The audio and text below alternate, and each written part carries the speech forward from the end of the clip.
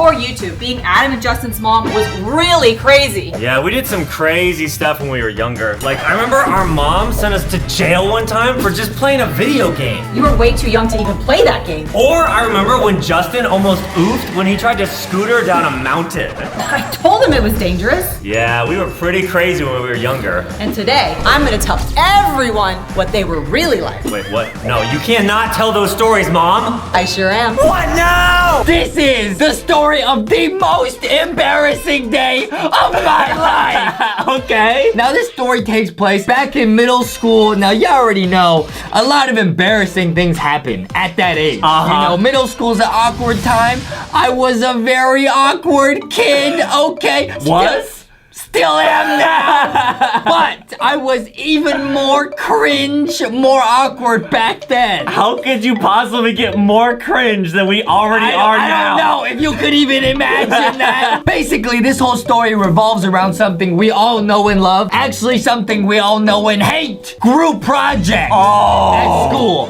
Oh, dude, man. Anytime the teacher is like, all right, guys, pair up for a group project, I hate it. You are immediately in trouble because y'all know we don't have any friends. Nobody's grouping up with us. And also, this story involves a girl. Got some romance. This story about to get crazy. This story takes place in middle school art class. Okay. So in art class, everybody gets assigned to a different table. You don't get to choose where you sit. Okay. Okay, my table was 3 people. It was me and 2 other boys. Now, we were randomly assigned our table mates, and these 2 kids, okay, one of them, literally, everyone at school referred to this kid as Danger Dan. This guy was the original bad boy. Wait, Danger Dan? Oh, Danger Dan? What did people call you? Juicy Justin? Everyone called him Danger Dan because he was very scary, very aggressive. He was like very large, like tall and large at a young age. And he had actually been suspended once before because he got in a fight with some other students. Okay. So Danger Dan was like really quiet. He always looked very intense. Yeah. And he just kind of sat in the corner. He was very scary. Okay. And the other kid, we had Danger Dan, and the other kid, his name was Willis. Dude, this was the most cringe art table of all time. You got Justy, you got Danger Dan, and you got Willis. And Willis is really one of the centerpieces of this story. Now, Willis was a very awkward kid, very shy, just like me, except a little bit less cringe. He was just very quiet, like a very reserved kid. Okay. So now the art teacher comes in and says, okay, we're gonna have our final project before break. Everybody needs to get in random groups based on your table and do this together. I said, what? I gotta work with Danger Dan and Willis? Why? This art teacher did not like our table. She's like, these kids are troublemakers. 2 of them are very cringe, and 1 of them is a troublemaker. Okay. She didn't like us. Dude, I could not make this up. She literally split up the art studio because like all the groups need a place to work. She gave our table to another group. She put us in a closet. Like, I could not make this up. It was a dark, musty closet where all the art supplies were. And she's like working there. There's no windows. There's nothing in there. What was the project that you guys had to do together? We just had to make some sort of art project and then present it in front of the class. Okay. The group project was not off to a good start. Okay, I'm gonna say for about the first 3 days, nobody said anything in that closet. We just sat there. Just looking at each other? Dude, I remember this to this day. Danger Dan was sitting there and he would take pencils from the art supplies because we're in the supply closet, and he would just break all of them. Like, who does that? And you and Willis are just watching him? I was terrified. I said, get me out of here. A few days go by, and you know, we got a couple weeks to put this together. I'm like, it is crunch time. I cannot let my grades slip because, you know, I have a big brain. I gotta do well in school. Okay. I said, I gotta make a play. I gotta do something. I gotta break the ice. We're wasting too much time. You're gonna save this this group project? It's like an anime, like a sports team anime. I gotta come in and unite everybody because these two kids clearly don't care about their grades and we need to do well. So one day I go to class, I'm determined to make a change. I'm still scared of Danger Dan because he's still there snapping pencils, not talking. So I said, okay, I'm gonna go try and talk to Willis. So I go up to Willis, just introduce myself, try to get a conversation going. It's very awkward, but we actually connect because I learned that Willis likes to play chess. Okay. And you know, awkward, nerdy, middle school Justy is a chess master. Okay, I went to all the tournaments. I'm bringing home the trophies. So Willis likes to play chess. So what we actually do is we use some of the art supplies and we painted like a chessboard and we used to play chess together in the closet. You made your own chessboard? We had nothing else to do. So a few days go by, things are getting better, and Danger Dan starts to open up a little bit too. He starts to watch us play. He's very interested in what's going on. He probably just ran out of pencils to snap. He's like, I'm gonna snap you guys next. So I start to connect a little bit with Danger Dan. Also, I find out he likes to play video games online. Okay. And again, you know awkward, nerdy, middle school Justy is playing lots of online video games. Now, you know I like to play Maple Story, some fun stuff. Some Club Penguin. Why you gotta expose me? Just because I got 50 Club Penguin accounts? So Danger Dan likes to play some older, like some violent games, you know, online. And he used to like teach me, like share tips. And we would actually go home from school and we would play together online. Okay. So I started to be friends with Willis and friends with Danger Dan through our nerdy hobbies. This is going great. Yes, it was going great. And soon it was literally like fun to go to art class. Yeah. So we just gonna hang out in a closet, unsupervised, just chill. Yeah. A few days go by and I say, all right, guys, gotta get a team huddle in here. Guys, we need to make some sort of project. My life hinges on getting a good grade in middle school art class. We had all connected now. We felt closer to each other and Willis opened up to us. This left me shook. So there was this girl in art class. Her name was Isabel. She was very pretty. She was a very nice girl. One of the popular girls, definitely out of the league of me, Willis, and Danger Dan. Okay, well that's not saying much because every girl is out of your league. Oh yeah. None of them are out of yours, right? Because your neck is so long. Weird flex, but okay. So Isabel was definitely one of the cooler kids. Really pretty, really nice. I kind of knew her. Like I had like spoken to her a few times.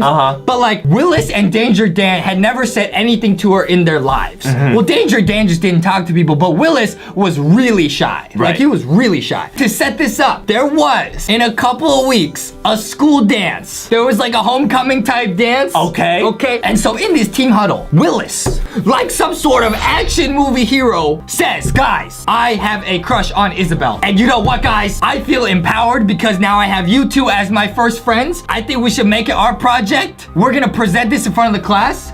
It should be a way for me to ask Isabel to the dance. Dude, Willis stepped up. Oh my gosh, that's so creative. Willis smart. I was like, dude, you're a genius. Let's do it. Okay, so you and Danger Dan were basically now his like wingmen? Yes. Me and Danger Dan had all figured out Willis, Isabel gonna get married. Let's go. We're thinking real hard. For the next couple days, we're just thinking, we're brainstorming. We're drawing up the schematics. Now, had Willis talked to Isabel at all? No, never. Never in his life. So this was gonna be like his first time talking? Dude, he's gonna boss up, dude. Okay. He's just gonna go in. Now, at this point in my life, I had another hobby, another passion, making videos. Okay. So, in art class, they had like these really old school camcorders. So they had like these camcorders that we could borrow, right? And so I was like, dude, what if we made like an action movie and presented, like showed it in front of the class, and at the end, you ask her out to the dance. Dude. I was like, dude, everybody else in class playing checkers, the three of us playing chess. Okay, we got a big brain, this gonna work. So you're gonna make a movie where Willis is the action star, and at the end of beating everyone up, he's like, hey, by the way, Isabel, do you wanna date me? That is exactly what it was. I still remember to this day, this plot was that Willis would play a spy, and he has a secret message he's gotta deliver. And you already know what that secret message is. I love you. The secret message was, Isabel, will you go to the dance with me? So our team was so hyped. We were like, dude, this is the most 900 IQ play of all time. We're gonna get the girl, and more importantly, we're gonna get A's. Okay?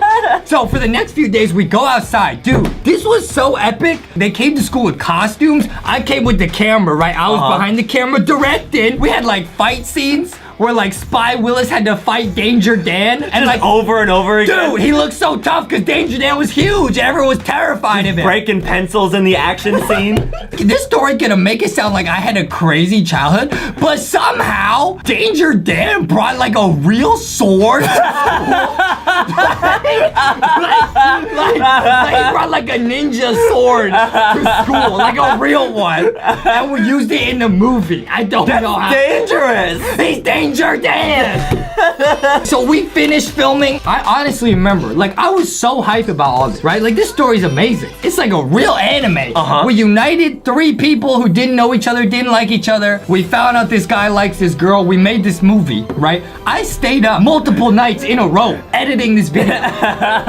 This was such a fun project. At the end of the day, I was like, dude, this is amazing. And then the movie's done. The big day arrives. The final project?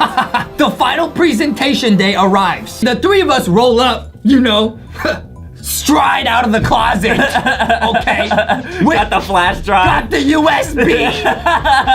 They're not gonna know I hit him. No, put this on the big screen. So we got it up on the projector. All the other groups present, you know, some kids like, I made a sculpture, I made a clay pot, whatever. You're just in the background laughing. Then it's our turn. We put it on and we hit play. And that action movie starts. We got some spy music going on. Willis comes out and says, I have been given a secret message to deliver. Dude. The fight scene goes down. It's crazy.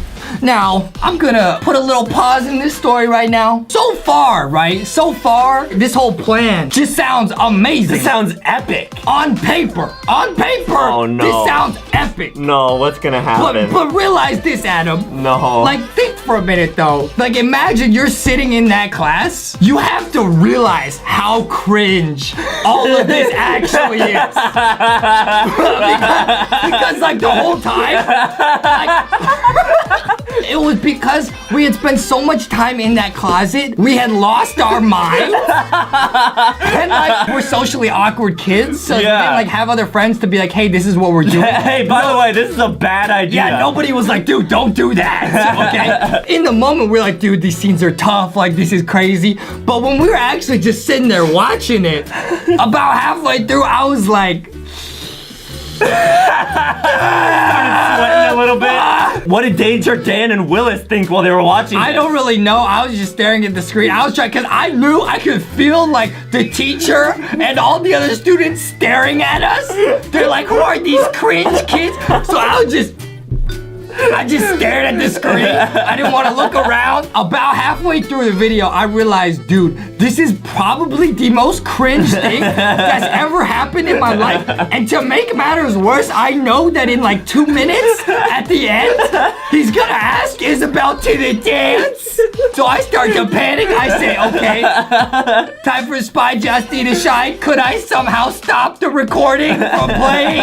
How do I save this? But ultimately, I did absolutely nothing. And it gets to the end. And like there's some smoke effects. No.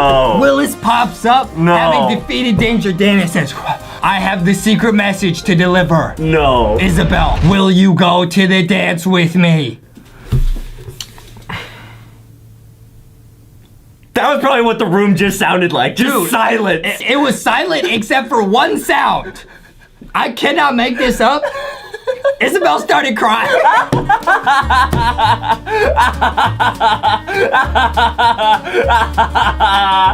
Oh my god. Dude, Isabel literally started crying and left the class. She just walked out. Why did she cry? Because of how cringe it was. She literally cringed into tears. To give her credit, look, Isabel was a very nice girl, and she did actually end up saying yes, because it would have just been, like, she can't say no to that. But that's probably why she cried also, because she realized, like, I can't say no at this point. Like, everybody's seen this happen. She went to homecoming with him as like a pity favor? Well, she couldn't say no, dude. He literally fought Danger Dan for her with a sword. That was, hands down, the most embarrassing day of my life. At the end of the day, we didn't get Willis the girl. We actually all got C's on that project. That teacher was not amused, okay? But at least on the bright side, we had made friends with each other. Yeah. Even though it was cringe, Danger Dan and Willis stayed my friends for a long time after that. That's awesome. Hey, we came out of it as friends, you know, we were partners in crime. Or should I say, partners in cringe. This is a totally true story about how I literally almost died one day. Wow, I'm excited to hear it. Now this story takes place when I was in the 3rd grade. Adam, do you remember much about when you were in 3rd grade? Oh man, I was probably pretty cringy back then. We still are now. Okay, 3rd grade is a real awkward time. You know, I didn't really have that many friends at school, but I did have friends that lived on the same street as me. You know what I mean? Oh yeah, your neighborhood friend. Yeah, so I wasn't popular at school, but I had neighborhood friends, right? So when I was in 3rd grade, it was all the rage. You know, everyone was talking about one thing and one thing only. Scooters. Did you have a scooter when you were growing up? Yeah, of course I had a scooter. Okay, well, scooters, okay, they were all the rage. Everyone wanted a scooter. I wanted a scooter, but I couldn't get a scooter, bro. My parents would not get me a scooter, you know? I couldn't get one. So I had to turn to one thing and one thing only to get my scooter. Santa Claus! Oh, you were gonna ask for a scooter for Christmas? I asked for a scooter for Christmas so many times that year. I'm pretty sure Santa heard me all the way to the North Pole. And so I was at school, you know, everyone else had scooters, okay? I didn't have a scooter. I was just alone playing, you know, Foursquare, you know, by myself. You know what I mean? So it was like more one square. It was, oh yeah, me. I'm a square. Okay? I was playing Foursquare by myself. I didn't have any friends, okay? And I was just thinking all day, every day, how can I get a scooter? Once I get a scooter, I'm gonna be so cool, bro. I'm gonna be all over the place on my scooter. I was gonna be sick. I was waiting, and then, thank goodness, Santa Claus, I waited a whole year. Santa Claus really came through with the jingle bells, and he dropped off a scooter! Wow. It was the greatest Christmas ever, Adam. I literally waited an entire year to get a scooter. Did you cry tears of happiness? I did not. I don't cry!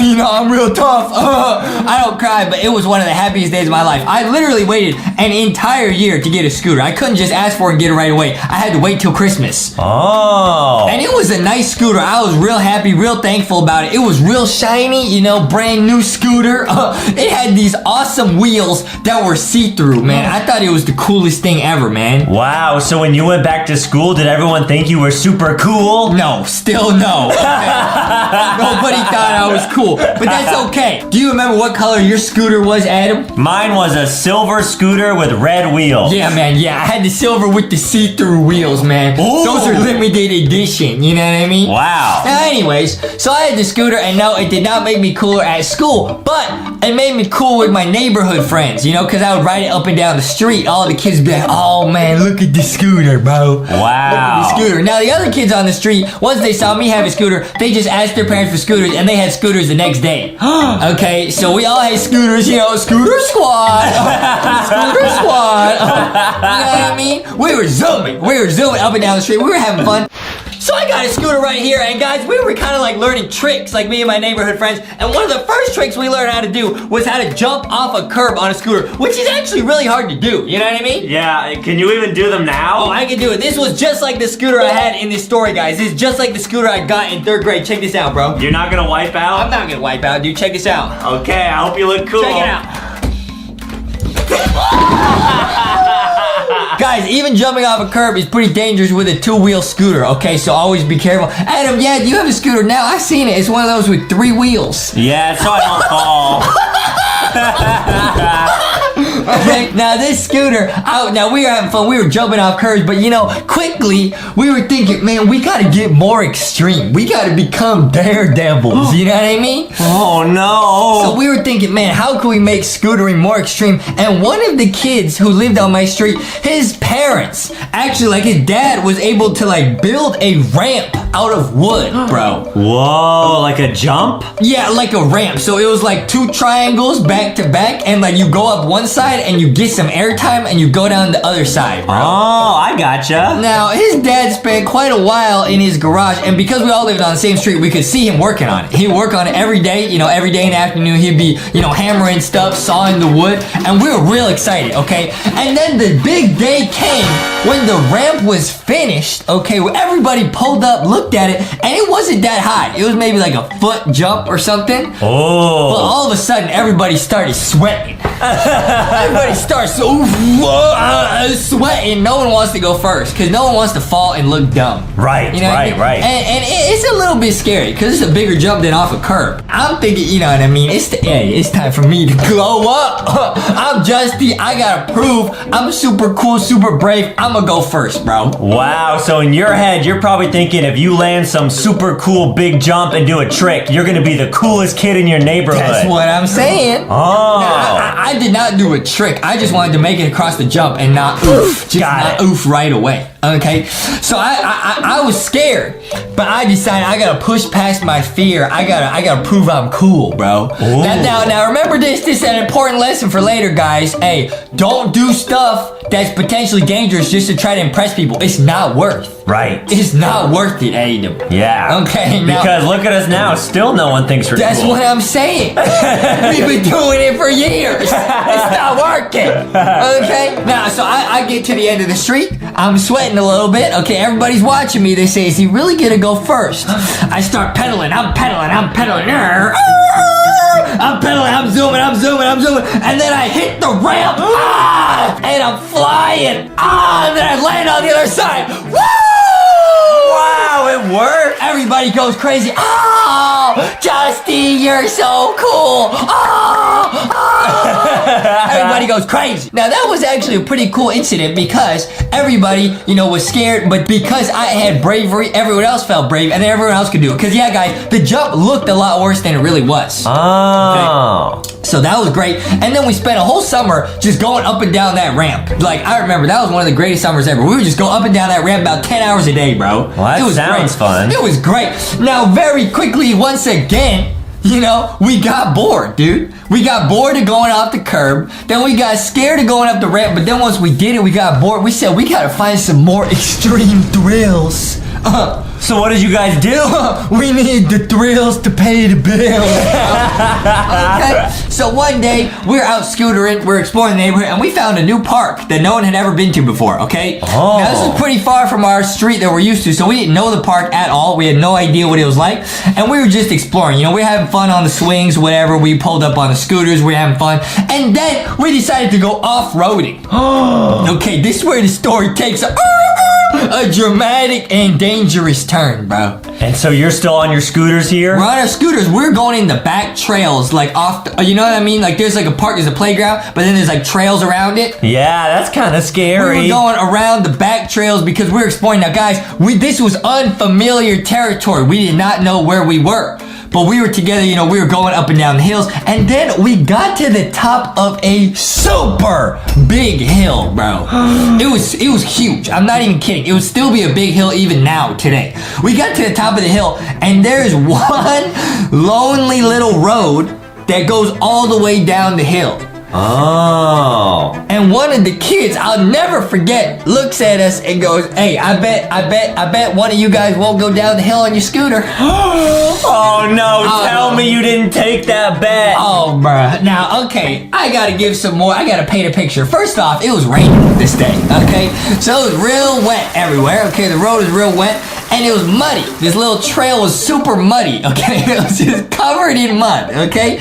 So we're all looking at each other thinking, I don't want to go down this hill because I might oof for real. Yeah, you might fall and slip in the mud. I might oof. This might be it. Yeah. But you know what? I was so excited that I had gone first across the ramp. I decided I gotta be the first one to do this. Wow, you're so brave. Nah, I wasn't, Adam. I was being dumb. Wait, what happened? It was a mistake, bro. Because this is where I realized there was an inner voice saying, nah, Justy, this not like the ramp. You go down this hill, you might never come back. Wow, it's like there's an angel and a demon on your shoulder. But I wanted to be cool, man. Now, remember what I said earlier? You can't just do stuff to impress other people. Right? Okay, I really knew I shouldn't have done this, guys. This hill was big. I'm talking big. I'm talking Adam probably wouldn't want to go up the hill now. You know what I mean? Yeah. It was a big hill, and I was scared, but I was like, I just want to look cool. So I said, you know what? Hey, I'll do it. So I get to the top of the hill, and everyone else says, we're going to walk our scooters down to the bottom. We'll meet you at the bottom. So no one else was brave? No, well, I mean, they wanted to see me go down the bottom. Oh. Okay? So I was there alone at the top of the hill at a real crossroads in my life. On one hand, there is life. Okay, I could grow old, you know, be alone, make videos on YouTube. And on the other side, I could go down this hill and oof. You might actually I might oof, bro, but I thought, you know, I just want to look cool. I wasn't using my common sense. I should have just walked down that hill, really. Wow. But I said, hey, it's too late now. I'm gonna zoom. So I backed up, I started pedaling, and then I took off. I went so fast down that hill, so I didn't even have time to think. I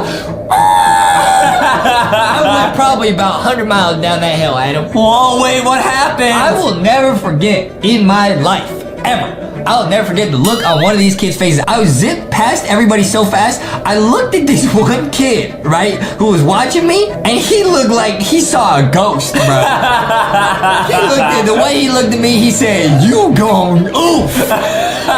You oofed right now. I was so scared, and I couldn't stop the scooter. You know how scooters have like a brake? Yeah. It obviously was doing nothing, because I was going down just a straight hill, in the mud, in the rain. There was no stopping this scooter. Yeah, because it was probably the wheels were wet, so the brake didn't work. I said, this is it, Adam. I'm gonna oof, bro. Oh, no. And I looked up, and I remember at the bottom of the hill, there's like this part, like the hill, the path just cut off. It was a cliff on the other side, bro.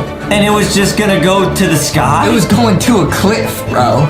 I was gonna oof. I accepted in that moment. This might be it. This might be the end of Justy Chromies as it is. So you're flying down this hill, about to go off a cliff, and then what happened? I made a last second decision. I said, I can't end it all right here. I gotta jump off. I gotta bail, bro. I bailed. I jumped off. Now, guys, this was actually super dangerous. This is why you should never do anything like this in your life. I scraped up both my arms and my legs super bad because I jumped off a scooter going about 100 miles an hour down a hill. Yeah. But it was my only chance. It was my only choice. And the scooter, true story, guys. This is a true story. The scooter went flying off that cliff. It went flying off the cliff, and I listened for about 5 seconds, didn't hear anything, and then I heard a big crash, bro. Wow. It fell about 900 feet to the bottom of a pit, bro. You actually could have oofed. I almost oofed, bro. This is a real story, guys. Now, hey, me and my friends, we got up. I was pretty injured. My friends helped me get up. We looked over the edge, and the scooter literally fell about 100 feet down, bro. Wow. Literally. Did it break? It was covered in mud. It fell into like a muddy river, okay? The other kids felt so bad that they had like asked each other to do this, like dared each other to do it. They went down into the mud and got the scooter back for me. So it was a real friendship moment, you know what I mean? Wow, but you still got really hurt. Bro, I still almost oofed. Now, guys, there's a real valuable lesson right there, guys, okay? Now, on one hand, you want to be brave, you know, you want to do cool stuff in life, but you also got to know your limits. You got to listen to that inner voice and not do stuff just to impress other people, bro. Because I might not be here today off just a scooter, bro. Yeah. That would have been so silly, huh? That would have been real dumb. Now these are gonna be stories about when we got in a lot of trouble. Now, I'm gonna start. So when I was growing up, when I was like 5 years old, I loved video games. However, my parents did not want me playing them. They were like, we would rather you play outside with friends. So they didn't even allow me to have video. What? Outside with friends? So you just didn't do anything, did you? No. Everybody knows you ain't got no friends. No, that's now. Back then I had friends. Oh, yeah? Yeah. Basically, my parents were like, we don't want you playing video games. We're not gonna buy you anything. But I really wanted to play video games. Okay. So my first ever video game console was a Game Boy Color. Now, I'm in 5th grade. And my parents, I was like, please, please, please, can I have some video games? They were like, okay. We're gonna give you a Nintendo GameCube. That's pretty good. Now, my mind was literally blown. But they were like, okay, here's a Nintendo GameCube. Here's like Super Smash Brothers. Here's some Mario games. But you can only play this 1 hour a week. That's it. 1 hour. Literally. I thought you were gonna say 1 hour a day. No. A week? No, they were like, you have to tell us when you want to play and we'll like let you for an hour and then that's it. You cannot play it. Dude, your parents are so sad. That would be like, if you came in and said, Justin, I'm gonna give you this tray of cookies. You can have 1 nibble per year. That is cruel. So I literally plan out like, okay, I want to play Mario for this like 15 minutes, like maybe like Super Smash Brothers for like 30 minutes. I would plan out like weeks in advance when I'm gonna use that hour. Now, my parents were very, very strict, obviously, about me playing video games, but they were also very strict about what type of games I could play. It had to be rated E. Like, they didn't want any type of violent games going into my brain. Yeah, true. And so I was having a friend over once, and he was like, do you want to play some video games? I was like, yeah, sure. Yeah. And he was like, let's play Call of Duty. For those of you that don't know, Call of Duty is definitely a more violent game. Sure. Right? And my parents would not allow me to play that. Yeah. And so he was like, I want to play Call of Duty. I'm like, I don't own that. Like, my mom won't let me play that game. Oh, yeah. And he was like, okay, I'm just gonna go home then. Like, he literally was like, I only want to play Call of Duty, and if we're not gonna play that, I'm just gonna leave. Dude, he straight up used you. Yeah. Dang. Dude, I literally felt so sad. I was like, well, I can't play Call of Duty. Like, do you want to play, like, Pokemon or something? And he was like, nah, I'm just gonna go home.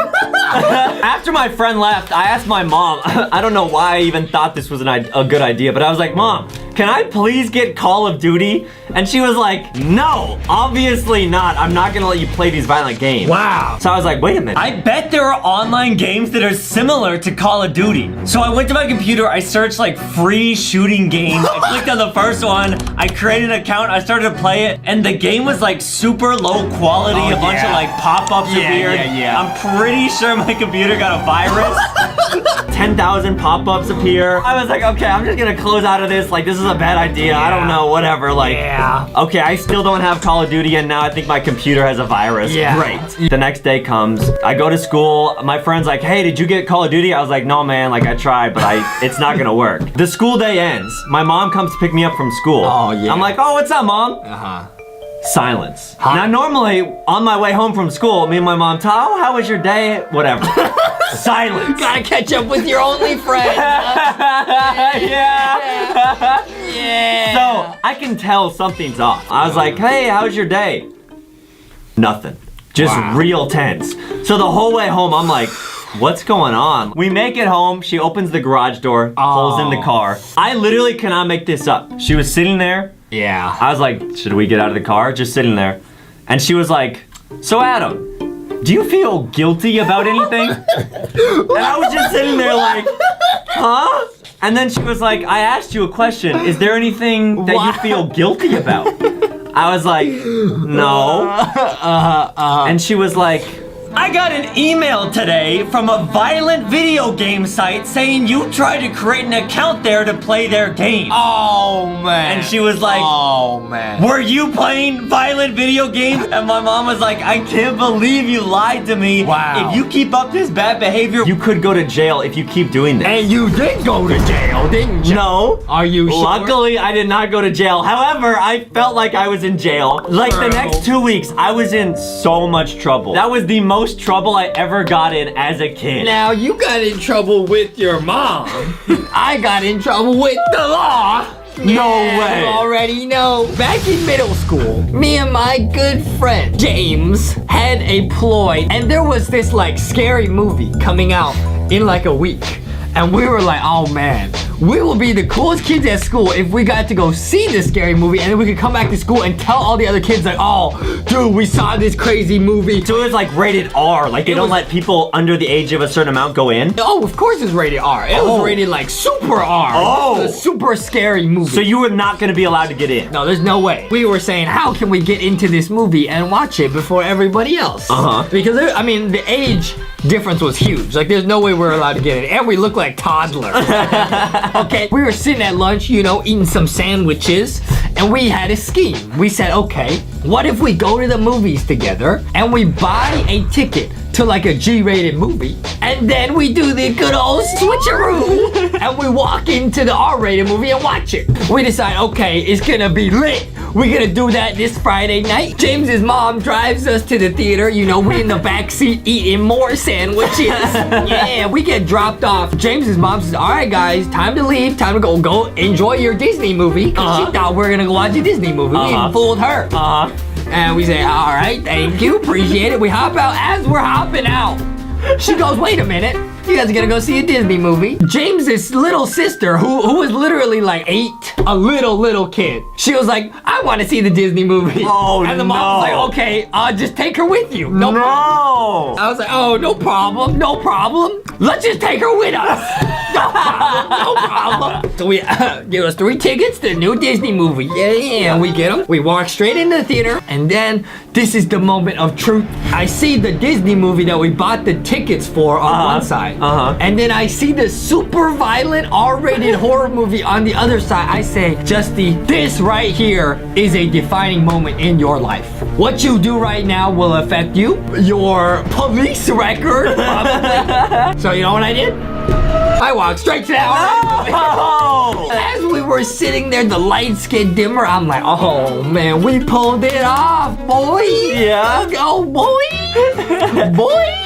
And then some trailers start playing. So now, you know, if you go to a G-rated movie, the trailers they play are similar to the movie you're about to watch. Like if you watch a Disney movie, they're gonna play you other like Disney trailers. We were in an R-rated horror movie, so the trailers that started to play were very scary and violent. So I'm sitting there getting a little bit nervous because I'm already terrified of the trailers. I look around, out of the corner of my eye, I see that there's one of those movie theater people with like the wand, like the glowing wand, you know, like the flashlight. And they're going through and checking everybody's ticket. So as the people are about halfway up the theater and they're getting close to us, well, the movie actually starts. At the very start of the movie, this person jumps out like in a mask and attacks somebody. And then immediately, James's little sister, who has only now caught wind of what has transpired, starts to cry. She starts sobbing in the theater. Okay, so everybody's like, what? How did these little toddlers get in this movie theater? So we grab the snacks, grab the soda, I'm out. We book it straight out the theater. The attendants are coming after us with their flashlights. We run straight into the G-rated movie. The attendants catch up to us. They say, did I see you kids just leave an R-rated movie? I said, no, you did not. I'm just here to watch a G-rated movie. And me and James had to sit there and watch the entire movie.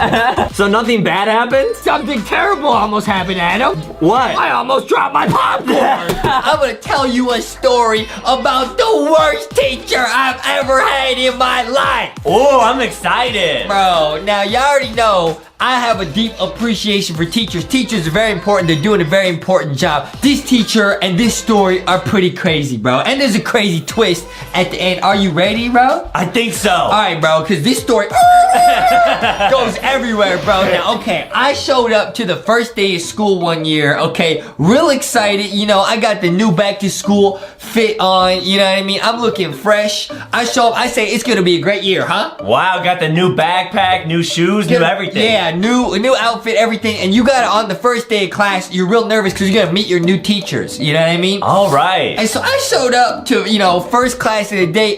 It was chemistry class, bro. Whoa, wait, how old were you? I'm baby Einstein, bro. I was learning chemistry. I was mixing up chemicals, everything in school, man. Wow. No cap. So we showed up. It's chemistry class. I'd never taken chemistry class before. The teacher is brand new. I've never seen him around school before. Ooh, the science teacher. And the chemistry teacher. And he shows up the first day in a muscle tee, bro. Ooh, so he was like super ripped? He was pretty ripped, and he was wearing a very tight t-shirt. Way too tight, bro. He was flexing and stuff. It was real scary, bro.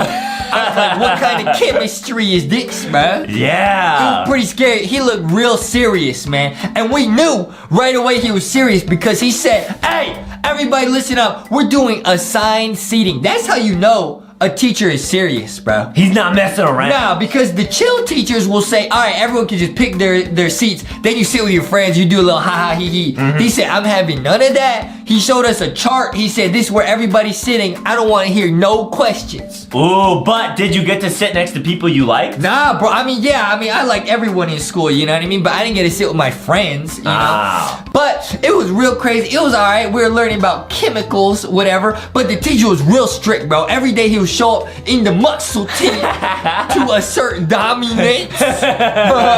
Like I assert Domino's pizza to myself.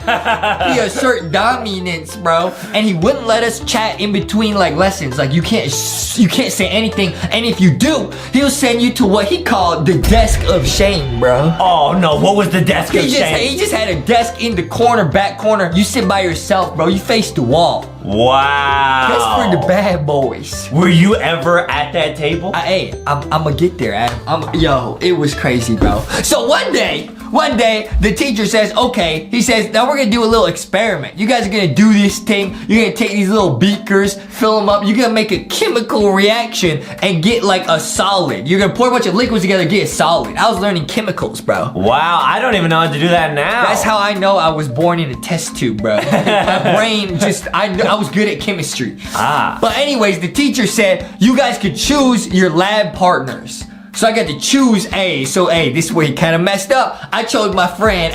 Me and my friend, we be chilling. We be chilling. He didn't assign lab partner. So me and my friend, you know, we're doing the ha ha he he. We're not really paying attention. This whole thing takes maybe 2 hours. We're mixing chemicals. We get the solid at the end. And the whole point is you mix the liquids, you get the solid at the end, and then you weigh the solid. That's like the whole goal. It's just how much solid did you get? Okay. And we got to the end, it took 2 hours, and my friend, being a troll, because we were just joking, we weren't paying attention, he accidentally poured the solids down the drain, bro. So all that work, that 2 hours of work, literally just went down the drain? Yeah, literally. Wow. Now, at the time, I was laughing. I said,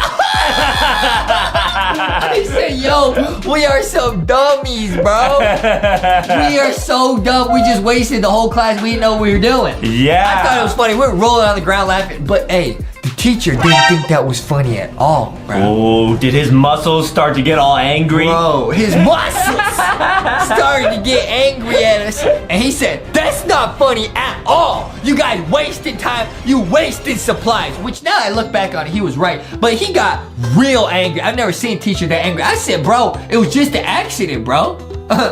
It's just a class. Why you have to be mad? You know what I mean? And he got so mad. He said, you guys are staying here. You guys are sitting at the desk of shame for the next week. And you guys gotta stay after class and clean up everybody's test tubes, bro. Whoa, so you guys weren't laughing much anymore. I said, is he even allowed to do that, bro? Whoa. We had to stay after class and scrub all the test tubes, man. That's so mean. It was crazy. It was like detention, but it was like we had to do work. So, hey, we had to scrub through lunch. We had to keep scrubbing all the chemicals.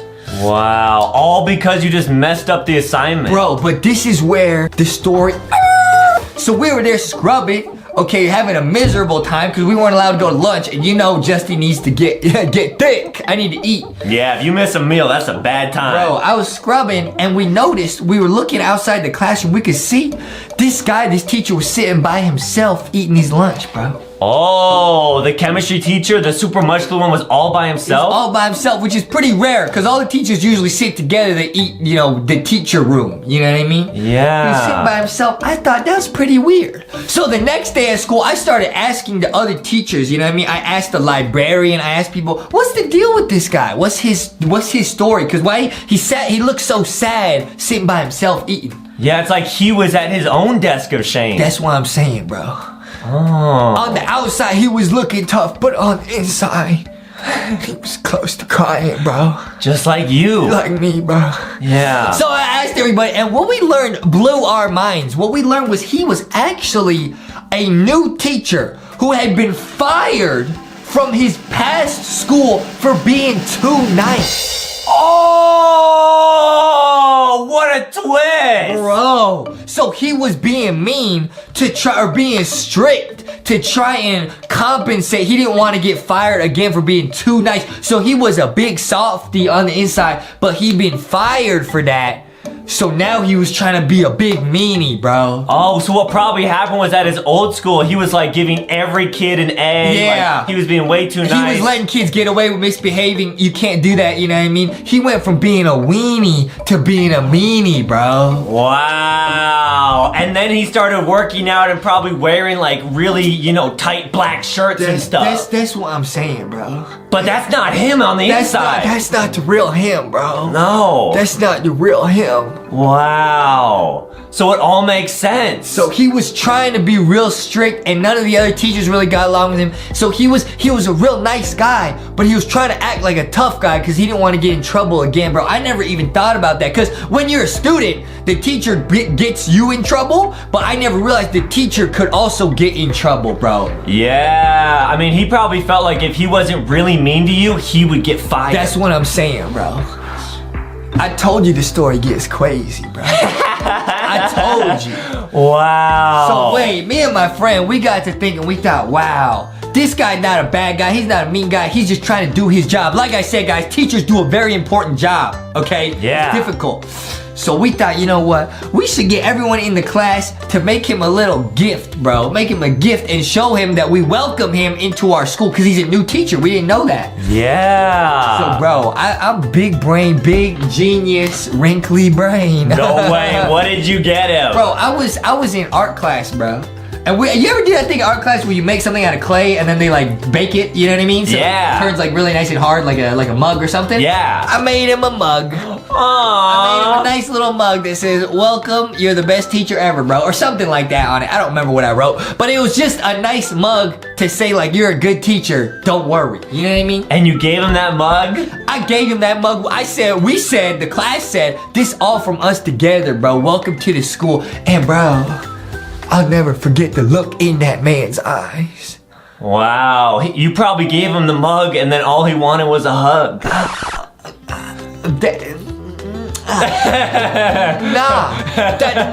That's actually not what it was. Oh. What was his reaction when you gave him the mug? I saw his whole mean expression, bro. I saw right through it, bro. Even his muscles started to cry? I saw his muscles started to get sad, bro. Wow. He said, wow, this is so great. I feel like I'm appreciated as a teacher. And then after that, he was the best teacher ever, bro, because he wasn't too mean and he wasn't too nice. He was just a great teacher right in the middle, bro. You know what I mean? Kept us in line, but also was real nice to us. And then that's how the worst teacher in my life turned out to be one of the best in my life, bro. This was a story in which I almost actually perished. Really? Yes, I was almost swept off the face of the earth by a crazy clown. This takes place when I was in high school. Now, in high school, I didn't have a car. So I relied on, you know, sometimes my friends had cars, they would drive me around, whatever, or my parents could give me a ride, or I could take the public transportation, okay? I was hanging out with my friend at school, and we were both into playing video games. Okay. And so he was like, you know what, you should come over. We should play some video games together. It's gonna be crazy. I'm like, oh, let's do it. I'm like, okay, this is perfect. I actually just got the new gaming console, and you know, I've been saving up my allowance, you know? I got the new console. I could bring it over to your house. We could play it together. Okay. He's like, oh man, let's go. I said, but you know, there's one problem. I don't have a car. I can't get there. Right. He's like, no problem. My parents can come pick you up after school and we can all go together. I'm like, okay, yeah, okay, done. Easy. Now, have you been to this friend's house before? No, I have not. Oh, okay. But, you know, I was like, you know, we've been friends for a while, so, you know, it don't matter. Right. The day comes, you know, I actually brought my console in my backpack to school. And so after school on Friday, his parents came and picked us up and we went to his house together. Now, I didn't know this at the time, but his house just happened to be located in a pretty sketchy part of town. Oh, no. I didn't know that at the time. I was like, wow, whatever. So we get to his house, you know, it's actually going fine. We're sitting there playing video games, you know, chilling, having a great time, you know, drinking some soda pop, you know, eating some chips, having a jolly old time. Pretty deep into the night, you know, we're still playing video games. And I'm not gonna say this happens often, but I felt a little rumble in my tummy. So it was late, it was probably like midnight. And I had a stomach ache. I was like, oh man. Too much like soda and pizza and I stuff? had one too many donuts, clearly. Honestly, I was prepared to like sleep over, right? You know, friends sleep over. Right. I was like, I gotta go home. Oh, you're getting sick. I was getting sick. I was actually sick. I was like, I gotta go. But the problem was his parents were asleep. Okay, his parents were asleep. I couldn't get a ride back home.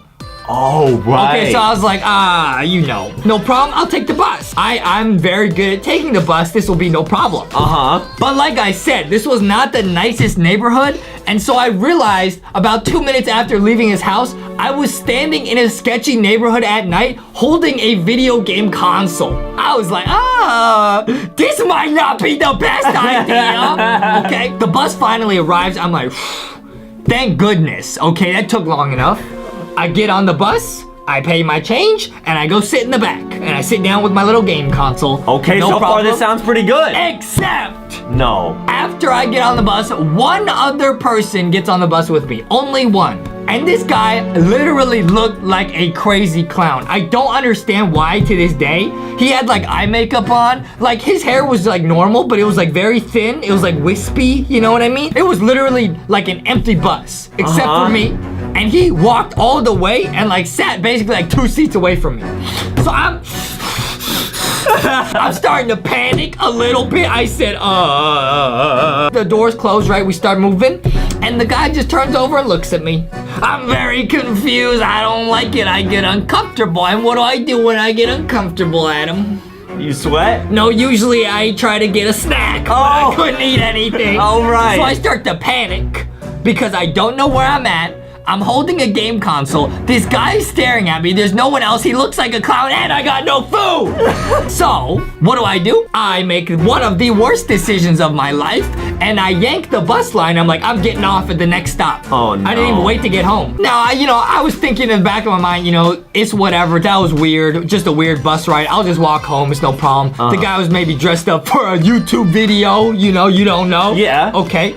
So I get off and I start walking. Then I realize this guy also got off the bus at the same time. No. So I'm trying to do that thing where you walk really fast, but you're not trying to look like you're running. Right. Because I was like, if I start running, this guy's gonna run after me. Like, And your stomach is just gonna explode.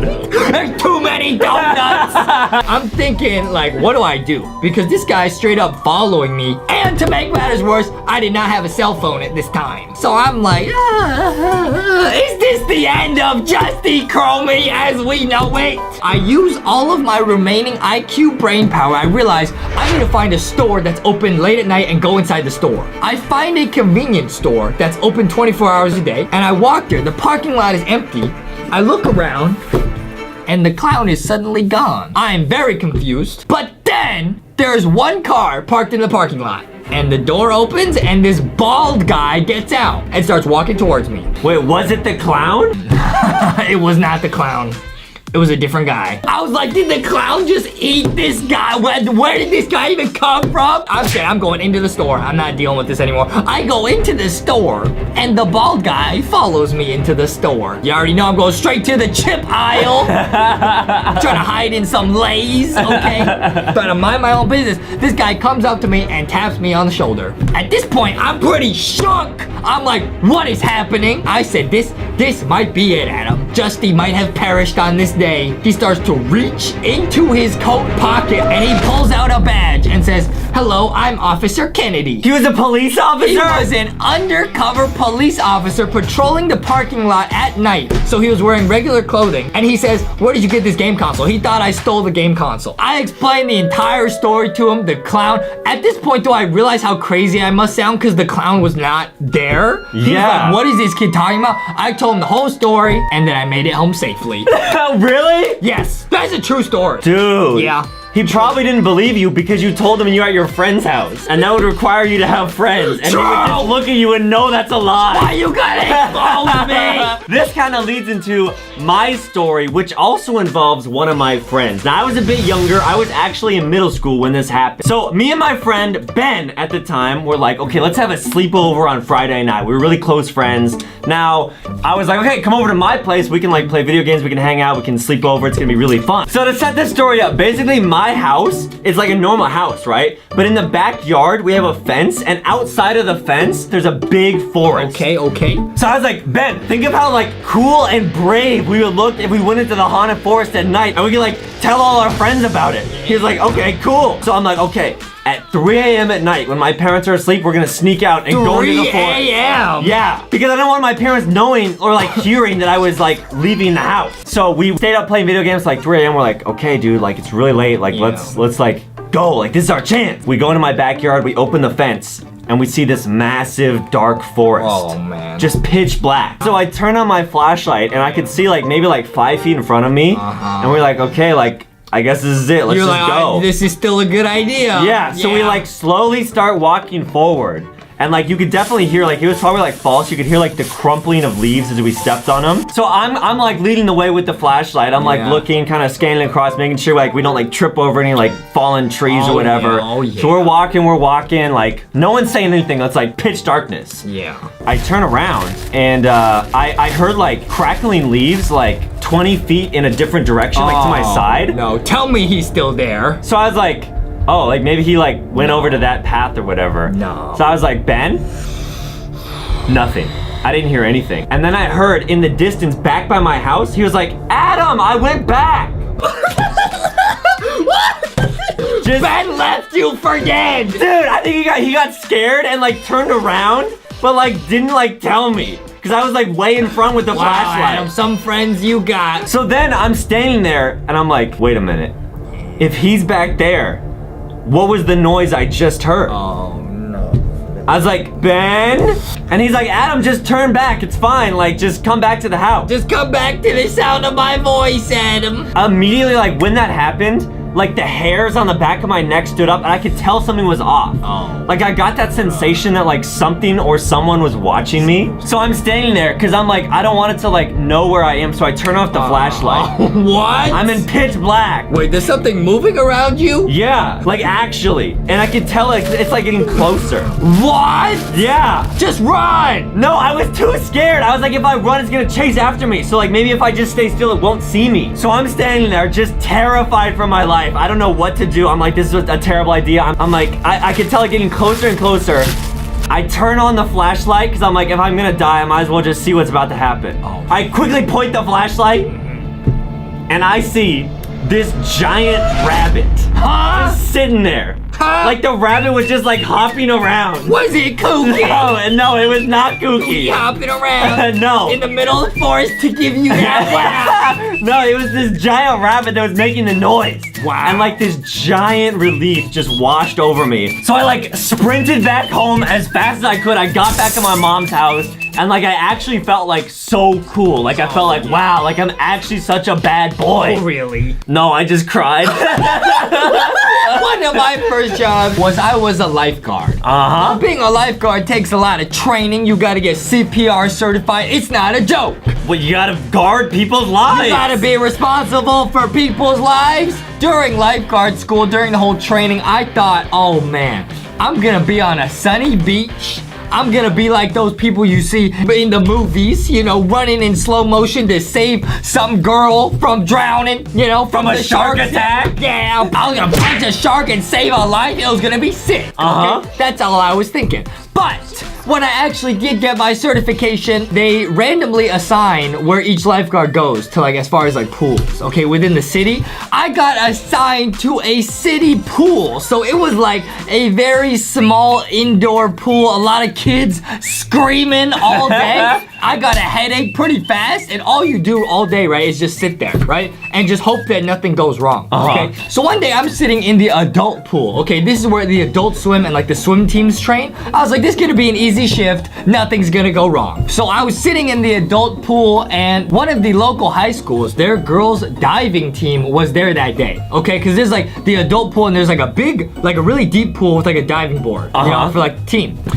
So they came and I was like, okay, you know, this is gonna be a super easy shift. They are trained divers. They know how to swim. It's not gonna be a problem, okay? Right. So, you know, for a few of the girls go, I'm like, okay, this is cool, whatever. I'm chilling, but then suddenly, this one girl gets up on the diving board and looks a little bit nervous. And I'm like, you know, she's probably just like a freshman on the high school team. It's the varsity team. It's probably real intense. She gets up on the board, right? She gets up, and so she does a dive where she's facing towards the board. So then she's standing at the tip of the board. She's facing like basically backwards. Like she's looking backwards down the board, okay? So she's gonna do this simple dive where you just jump up and then you tuck forward and you go down into the water. It was a very simple dive. I was like, nothing's gonna go wrong, okay? She jumps off, form looks real good, and then she tucks, and I hear a whap as she goes down into the water. So I'm not gonna lie, I was only paying half attention because I was pretty bored. Okay, I had not had any food on that shift. I was feeling a little bit lightheaded, okay? I was like, I don't really know what just happened, but you know, again, they're trained divers. It's probably nothing. She climbs up out of the pool and looks okay. I was like, oh, okay? No, I mean, nobody else did anything. Her diving coach. Did anyone else hear that loud noise? I think everybody did, but nobody said or did anything. So I was like, okay? Yeah, I must have imagined it. I don't know. So I wait, everybody, all the girls get their turn, they go, and then this girl gets up there again. And now this time, I'm not trying to make it obvious, but I'm watching her. I'm trying to, because I don't want to be like a creep, like staring at the girls diving team. Staring at her? I didn't want to be that guy, but I was like, I'm watching in case you hurt yourself. So she gets up on the board, does the same dive again, and this time I see it very clearly. She jumps up in the air, tucks herself, and then hits her forehead on the diving board as it gets in the water. I'm like, wait a minute! So I blow my whistle. Hey! Get out of the water! Okay? I sit her down, and I go, did nobody else see that? What happened? And the diving instructor goes, no, we all saw it the first time, but you didn't do anything, so we thought it was okay. Dude, then my manager came up to me after that shift and said, Justy, you should have done something after the first time. You in trouble. You were the lifeguard. Yeah. And because you didn't say anything, they were just like, oh, I guess it's all right for her to concuss herself. I guess so. And I also got in trouble. It was the worst day ever. Did you get to keep the job? Yes, but after that, I was moved only to the kiddie pool where all the kids are screaming. It was terrible. Okay, now speaking of watching over sports teams and keeping everything safe, I actually, for real, used to be a soccer referee. Oh. Now, I was 12 years old, and at this time, it's hard to get a job at like 12 years old. They let a 12-year-old referee the World Cup? No. I was refereeing like kids younger than me. I went to this training because I was like, dude, I really want money to buy stuff like Pokemon cards or like I have a phone or stuff like that. Yeah. I was like, how do I get money? I need a job. Who's gonna hire me? Basically no one. Yeah. But my sister was a soccer referee and she was like, oh, you should also try it. Oh, So it's I was a like, that sounds family easy. trade. Yeah. That sounds easy. You blow a whistle, you tell kids which way the ball goes in the game. That's easy, right? That's the whole job? Well, the refereeing was actually one of the worst jobs I've ever had in my life. Why? So I went through this like 2-week training course where they teach you all the rules of soccer. You have to learn like even like the tiny little rules that no one knows. You have to learn all those. They test you on them. Okay. They like bring you out to a soccer field and be like, what should you do in this situation? It's like a boot camp They for make referees. you do that to referee toddlers? Yeah. So I go to this whole training camp. I'm like, I'm about to be a soccer referee. This is gonna be sick. Oh, yeah. I have the yellow uniform. It's gonna look cool. So I go out and I have my first game It was a 7-year-old soccer team. Okay. So it's a team of 7-year-olds versus another team of 7-year-olds. It's my first game ever. I'm feeling real nervous. Yeah, I would be too. You know, I'm scared of 7-year-olds. And I remember my mom drove me to the soccer field where this game was taking place. I was shakily taking my whistle out, putting on my soccer shoes, and she was like, do you want me to stay for the game? Because when you referee, if you make a bad call, sometimes the parents will like yell at you. They'll be like, bad call, referee! Or like they'll like tease you. For real. Like, wow, that referee is a big that was a bad call. Like, if you make a bad call, the coach will yell at you, and I don't like being yelled at. Yeah. So she was like, would it make you feel better if I, like, stayed and, like... She was like, would it make you feel better if I held your hand? Yeah. Did you referee the first game with your mom just standing there holding your hand? No. And then someone was like, hey, bad call. Your mom's like, shut up! Yeah. Is that what happened? I wish. Oh, yeah. That would have been awesome. Yeah, true. But unfortunately, that is against the rules to have your mom on the field. Really? Unless she's a player on your team. She might be. Okay. My mom was like, Adam, it's okay. Like, don't get nervous. Like, I'll just be there on the sidelines, like, watching you. If any of the parents, like, say anything bad, I'll kind of, like, teach them to not say that. So, like, if someone's like, hey, bad call, my mom will be like, oh, it wasn't that bad of a call. Like, trying to, like, you know, keep people happy, right? Yeah, hey, that ref's got a big neck. It's only kind of long. At that age, there's like 2 halves. So the first half goes great. It's halftime. I blow the whistle. I'm like, whew. I'm doing great, Mom. I'm feeling really good. Yeah. The game is tied at like 2-2. It was actually a pretty intense game considering they were 7-year-olds. But it's the second half, and I'm like, okay, I'm in the clear. All I got to do is just not mess up. Yeah. It was a tied game. As I said, it was 2-2. And there was like maybe 2 minutes left in the game. Okay. And the kid is like, this kid's dribbling the soccer ball down the field. I'm like running next to him, kind of watching him. So he's like, this kid who's like bigger than a lot of the other kids, he's like dribbling the soccer ball down the field. And like one of the defenders comes up to him and the kid like kind of like shoves him out of the way and then kicks the ball and scores it. And that's like, that point will win them the game. Okay. So then I'm forced to be in this position where I was like, did he foul the kid or should I count this as a goal? What did you do? I ended up counting it as a goal. Wow. Because I didn't want the kid to push me. Because he was like my size. And like, okay, when I was like, goal, half the team was like, yeah, nice job. Yeah. And the other team that was now losing was like, are you kidding me? They started screaming at me. They was like, ref, that was a foul. Yeah, that was a Are you foul. blind? Yeah. They were screaming at me, dude. And I was so nervous. I'd like turn bright red. My mom was just on the sidelines, like not even sure what to do. Little did you know, Adam, What? that 7-year-old on that fateful day was me. And it was a foul. I fouled that kid. I said, there's no way he's gonna call this. And I did it. Yeah, yeah. And that's how we met. Yeah. No, it's not. That would be so funny. I'm just imagining you calling it as a foul and the kid bumps you. And then your mom comes in and bumps the kid. She's like, don't bump my son. Basically, how that story ended was I quickly ended the game. I left as quick as I could and I just cried on the way home. Because I was just like, I don't know what to do. I don't know if I think this job is good for me. It was really, really sad. But I was like, I was so stressed out. Did you actually cry? Yeah. But I did end up getting like better as a referee. Like that was my first game. I ended up being a referee for like 3 years and I got way better at it. Yeah. But that first game literally scarred me and I almost just quit right there. Wow, good thing you didn't, Adam. You know, that foul, that play you told me about reminds me a lot of me in the cafeteria. What do you know, mean? when I see those nuggets, that pizza, those corn dogs, get out the way! Okay, so this story starts when I was in 5th grade. I was 10 years old. Okay. Now, how it was set up was every day you could order school lunch. It was like $2 or $3, Yes. right? My mom at the start of the year put in enough money so I could have 5 school lunches a year. What? Every other day, I had to bring my own lunch. And if I own lunch, it would be like some like peanut butter and jelly and like some apples. Wait, that got, like, I crushed. thought you were gonna say 5 a week or 5 a month. No. 5 a year? 5 school lunches per year. What was your mom's reasoning for that? She thought that food from our house was healthier. Oh, Yeah, okay. which is fair. It probably is. Yeah, probably. Now, at my school, I don't know about you guys where you are, if you're in the United States or not, but at my school we had like classic stuff like pizza. Chicken nuggets, my burgers. corn dogs. Corn dogs, we had my burgers, stuff like All that. my favorite foods in one place. Exactly. But when I brought lunch from home, it was always the same thing. It was a sandwich and some apples and maybe some crackers. You're forgetting the grass. You're forgetting the sweet, sweet fruits from the top of the tree, but that's okay. Sandwich is pretty good. Now, normally, because I would bring it in a lunchbox, right? It would get all crushed. Yes. And so I would be sitting at the table. All right, here we go.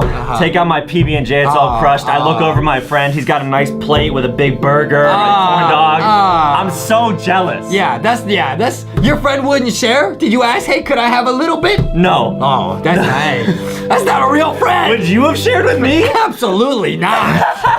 Come on now. Hey, you already know if I was in that cafeteria with you, I have about 6 burgers and about 400 chicken nuggets. Can I have some? Absolutely not. No. So another thing I forgot to mention was that on Fridays at my school, they had this special thing where they would give us popcorn. So they would have like one of the parents' moms volunteer to make popcorn, and my mom was one of those moms. Oh, man. So once a month on Friday, she would come and make popcorn, and every kid could buy a bag for 25 cents. Oh, it's not free? I thought it was free. 25 cents. What a ripoff. Your school's running a business. So my mom would sometimes come in, right? And it was always like a great time. Once like, a month. Yeah, once a month. Okay. It was always fun. She would always come over to me. She sometimes like sneak me like a free popcorn. Your mother is embezzling popcorn from the school.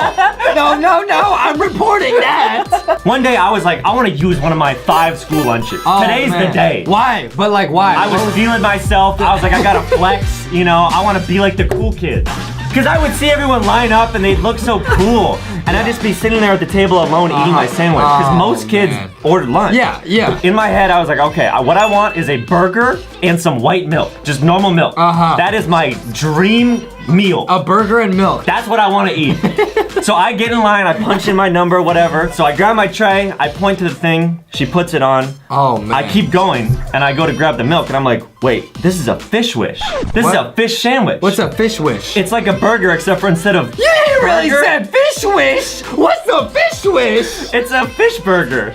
Put it back. Get a regular burger. I was already too far down the line, and I was too scared to go like back. I thought I would get in trouble, and they would like not give me anything. Oh, really? Yeah. You already know me. I don't mess with no fish wishes up in here. Give me a real burger. You were too scared? Yeah. I was like, oh man, I got a fish sandwich. So I grabbed my milk, whatever, put it on, went to my table, put it down. I was so sad. You wasted your 1 out of 5 on a fish wish. Yeah, and I go to sit down at the table. I open my milk and I start to drink it, and it's pink. What? I'm like, what is this? And it says on the carton, strawberry. I was like, no! Because the white milk and the strawberry milk both come in white cartons. You had one job. Get a burger and the regular milk. And you got a fish wish and some strawberry milk. You trolling. My day was ruined. Yeah. I was literally about to cry. You guys don't know how important this was to me. You were definitely crying. You Eating the fish wish. I don't want a fish wish. So I basically was just depressed the entire day. Probably the entire The week. entire month, honestly. My whole year would be ruined. I had to eat a fish wish. Have you never had a fish wish? That's not what it's called. It's called a fish sandwich. Why'd you call it a fish wish? Like, Because I wish to never eat this fish. When I said that the first time, I thought it was literally a fish that grants you a wish. So I used one of my precious school lunches and I just belly flopped. Just everything went wrong. A tragedy. Sad. A tragedy. Now, during this time, my mom, for some reason, wanted to make our entire family vegetarian for like a whole year. I think it was because she wanted to go on a diet that was vegetarian, and since she cooked for everyone, she was like, all right, well, all of us are vegetarian. Wow, now. your mom's a savage. Yeah. Your mom's like, y'all doing what I'm telling you, and I don't want to hear no buts. And she was basically like, if I catch you eating meat, you'll be in trouble. Because she wanted to make sure everyone was vegetarian. Right? And you know, this guy likes to eat burgers. If you know what I'm saying. So you already know me. I don't like getting in trouble. I was just like you when you were younger. I was straight A's. So I'm not eating any meat. So flash forward a couple months, right? It's probably like December, Christmas time. I'm like, I'm gonna use another one of my school lunches. Oh man. Now it was probably like a Friday. I was feeling good. I was like, I'm gonna do it. I'm gonna get the lunch that I want. So I was like, well, what's the lunch I want? What is the lunch you want? The burger and the milk. But I wanted to get the first time. But I was like, wait a minute. A burger is meat. I'm not supposed to eat this. Oh man. So then you get that kind of like, ooh, I'm doing something wrong. This kind of feels good. You get a rush. Right, exactly. So I go to the line. Adam gets a rush when he's eating those burgers. So I go into the line. I'm confident this time. I'm like, I know exactly what I want. Yeah. Punch in the number. Say to lunch lady, I'd like one burger. She's like, okay, there's your burger. I made sure it was a burger this time. Yeah, you even I'm checked like, it. yep. I'm like, there's no fish in this wish. No. I go grab the milk, make sure it's the right milk, put it on the tray. I sit down. Boom. I got my meal that I wanted. I did it my way. So I pick up my burger. I'm about to go in for a big bite. And who do I see walk into the lunchroom? My mom! Oh, what? It was popcorn day! Oh. And she was in charge of the popcorn! You idiot!